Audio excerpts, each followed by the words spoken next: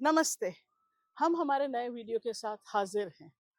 आज हम बात करने वाले हैं एक ह्यूमन राइट्स एक्टिविस्ट से, मुनीश कुमार चंद्रा, जो कि उत्तर प्रदेश में प्रैक्टिस करते हैं।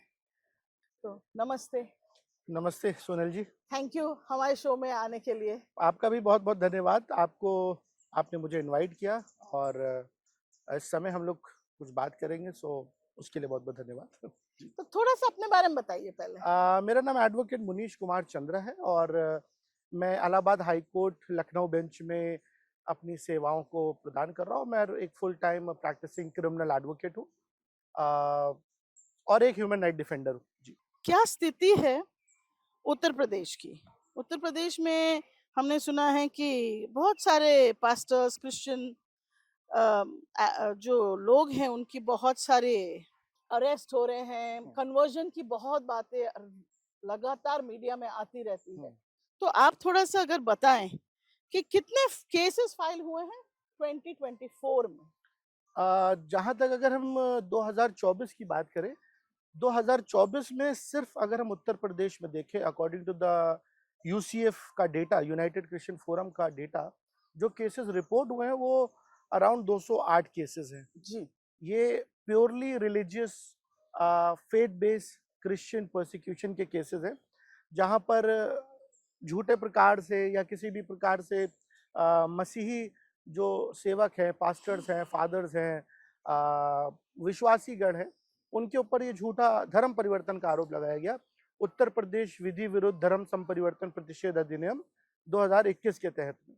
थोड़ा-सा इन केसेस के बारे में बताएँ, किस टाइप के केसेस हैं? मतलब मीडिया में तो आता है कि बस ये हुँ, एंड कन्वर्जन कर रहे थे हुँ। और इसीलिए उनको पकड़ा गया। तो किस तरह के केसेस आपको देखने को मिल रहे हैं? सोनल जी, मैं आपको बताऊँ तो अ, ये पूरे सिर्फ़ उत्तर प्रदेश की ही अगर हम चर्चा करें तो ये भी ठीक नहीं होगा। लेकिन अगर हम पूरे इंडिया लेवल पे भी देखें तब भी हम देख रहे हैं कि जो मसीह सताव है या ईसाइयों पे जो बढ़ता हुआ उत्पीड़न है, वो बहुत ज़्यादा बढ़ रहा है।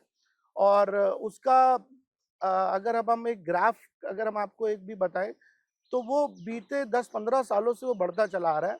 और ख़ास तौर पे जबकि यूपी में 2021 में ये धर्मांतरण का नया कानून आया, तब से हमने एक राइज़ को देखा है इंसिडेंट्स में, जहाँ पर कोई भी राह चलता व्यक्ति आता है और एक जो पीसफुल सभा चल रही है, एक प्रार्थना सभा चल रही है, वहाँ पर जा कर के वो तरह-तरह के अपने स्लोगन्स को बोलते हैं, है ना? एक मॉब का एक माहौल हमने देखा है और वहाँ पर जा कर के वो उन पे झूठे आरोप लगाते हैं कि यहाँ पर धर्मांतरण हो रहा है, यहाँ पर जो है हिंदू देवी-देवताओं का अपमान किया जा रहा है। मुझे व्यक्तिगत रूप से लगता है एक वकील होने के नाते, क्योंकि मैं ग्राउंड पे भी जाता हूँ, मैं कई बार विक्टिम से भी बात करता हूँ और जब मैं उनसे ज़्यादातर मुझे बात करने में ये पता चला है कि ये सारी चीज़ें एक तरह से पॉलिटिकली मोटिवेटेड है।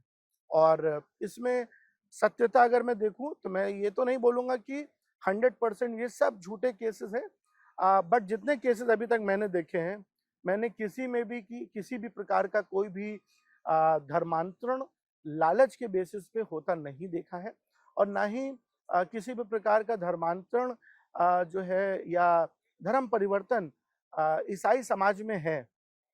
इस बात के लिए तो मैं आपको आश्वासन भी देना चाहता हूँ कि अभी तक जितना मैं जानता हूँ, मुझे नहीं लगता है कि कहीं पे भी कोई धर्मांतरण करने के लिए कोई किसी को पैसा या प्रलोभन देता है। पहली बात तो हम ये जानना चाहते हैं कि हाल में कितने क्रिश्चियन पास्टर्स या फादर्स कितने जेल में हैं यूपी में? अ, क्योंकि आप यूपी से हैं तो हम जी, यूपी की बात कर रहे हैं। जी, जी। जिस समय हम लोग अभी आज बात कर रहे हैं आज के दिन में, इस समय भी अराउंड 55 लोग, 55। 55 लोग अभी भी जेल में हैं और ये प्योरली अपने सिर्फ क्रिश्चियन फेथ को, विश्वास को प्रैक्टिस करने के लिए जेल में हैं। इनका और कोई कसूर नहीं है। इन्होंने कुछ ऐसा क्रिमिनल इंटेंशन या इंटिमिडेशन नहीं किया। सिर्फ इन पे एक ही आरोप लगा है कि ये कहीं न कहीं हिंदू समाज के लोगों को धर्मांतरित कर रहे हैं और उनको सुसमाचार सुना रहे हैं। सो इस समय लगभग 55 लोग जेल में हैं। एक और चीज़ जो मीडिया में मैंने बड़ी देखी है या थोड़ी बहुत देखी है कि कोई बर्थडे पार्टी हो रही या कुछ ऐसा हो रहा है, उसमें भी उनको जी। एंटी कन्वर्जन लॉ में अंदर कर दिया गया, उनके ऊपर केस किया गया है। तो आप ऐसा कुछ यूनिक केस आपके ध्यान में हो तो बताएं हाँ, हमें। आपने बहुत अच्छा एक केस, जैसे ही आपने उसका नाम लिया मेरे जहन में आया। एक आजमगढ़ का केस था जिसमें 6 दलित महिलाएं, जो दलित मैं बोल सकता हूँ क्रिश्चियन महिलाएं भी, आ, ये सिर्फ अपने घर पे अपने एक 7 साल के बच्चे का, उसमें से एक महिला के बच्चे का जो 7 वर्ष का था, उसका बर्थडे सेलिब्रेट कर रहे थे। और जिस प्रकार से ज्यादातर मसीह घरों में होता है कि केक कटिंग से पहले वो लोग प्रार्थना करते हैं, आराधना करते हैं, और वो उसी प्रकार से उसी तैयारी में थे।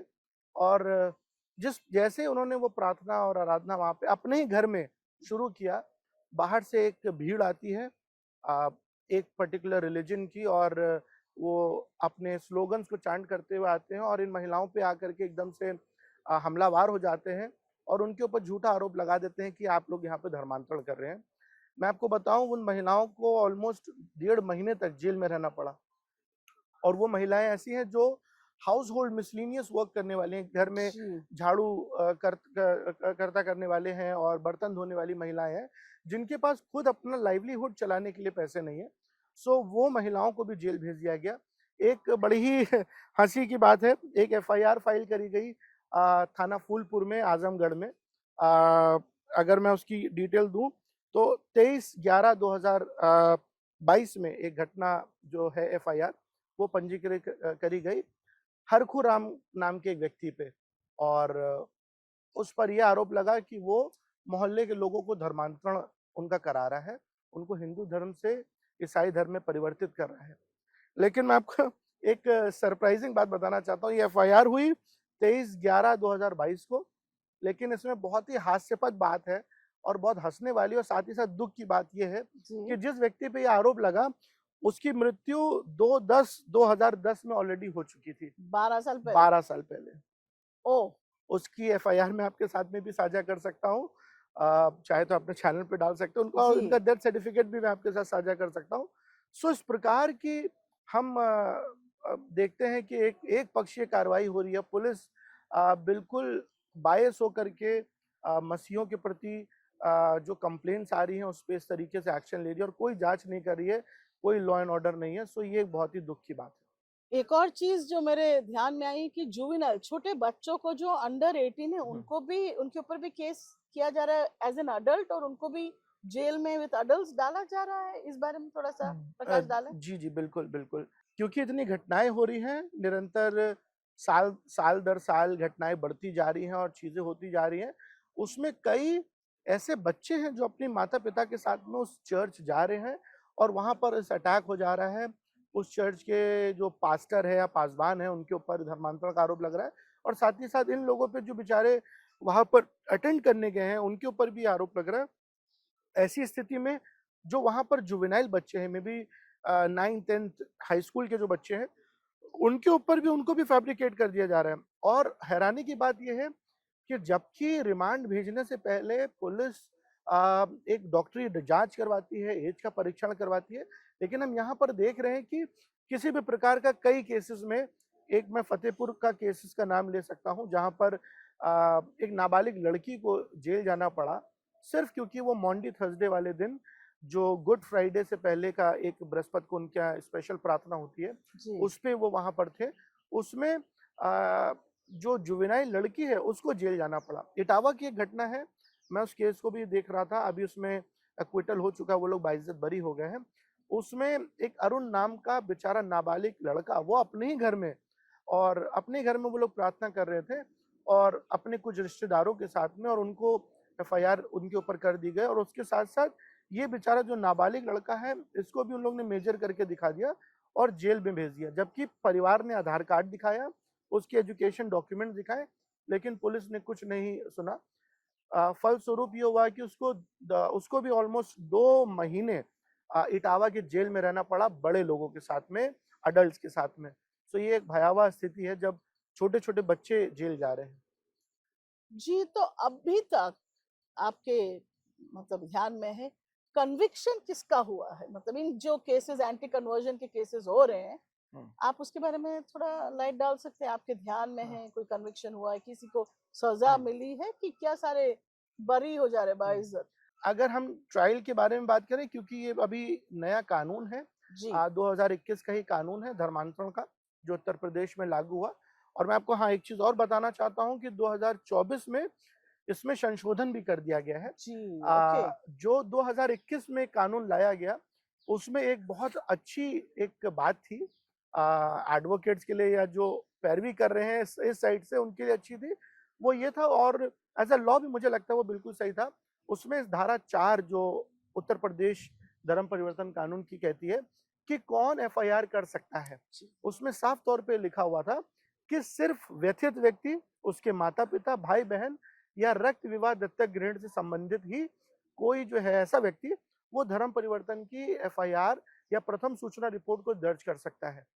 सो ये एक बहुत अच्छी बात थी, क्योंकि हमने एक ट्रेंड देखा है कि 80% ऑफ द केसेस 2024 तक और अभी तक भी जो फाइल किए जाते हैं या जो रजिस्टर्ड किए जाते हैं, वो ऐसे संगठन के द्वारा किए जाते हैं जिनका मैं नाम लेना आज के समय में पसंद नहीं करता हूँ इस समय में ऑनलाइन।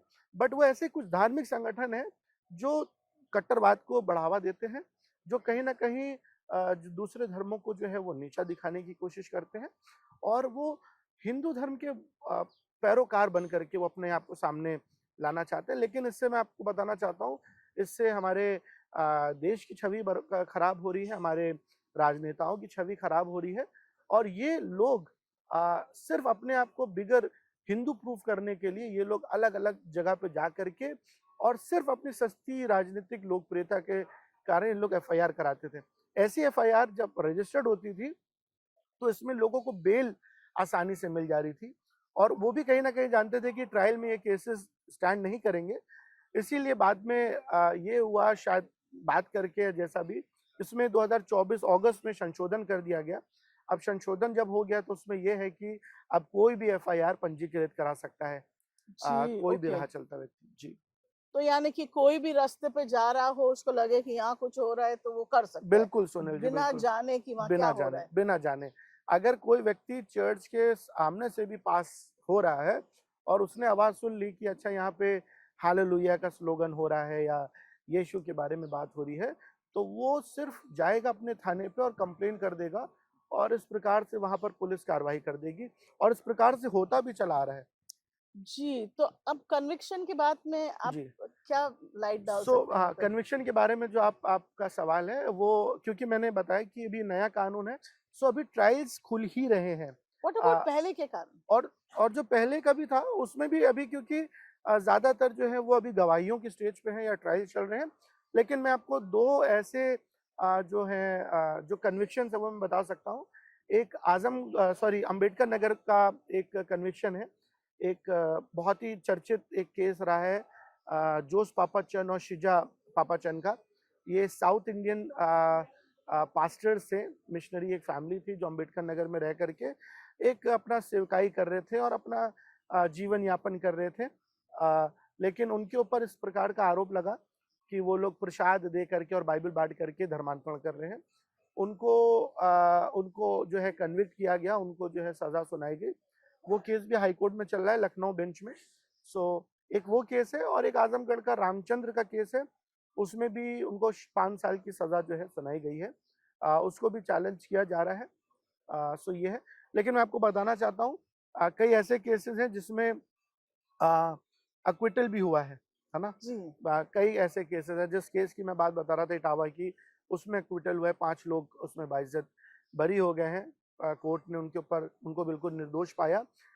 सेम आजमगढ़ में एक बालचंद का केस है, वो भी उसमें भी बिल्कुल उनको साफ पाया। और बरेली में ऐसी अभिषेक गुप्ता का है, उसमें भी उनको बिल्कुल निर्दोष पाया।